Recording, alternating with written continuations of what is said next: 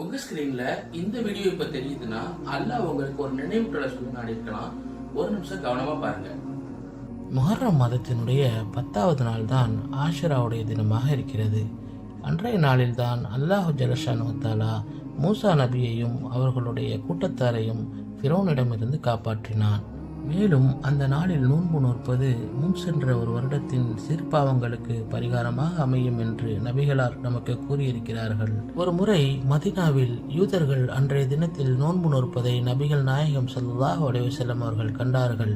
உடனே நபி ஸல்லல்லாஹு அலைஹி வஸல்லம் அவர்கள், மூசா நபி உங்களை விட எங்களுக்கு நெருக்கமானவர் என்று கூறி அடுத்த வருடம் 9 மற்றும் 10 பிறைகளில் நோன்பு நோற்க விரும்புகிறேன் என்று கூறினார்கள்.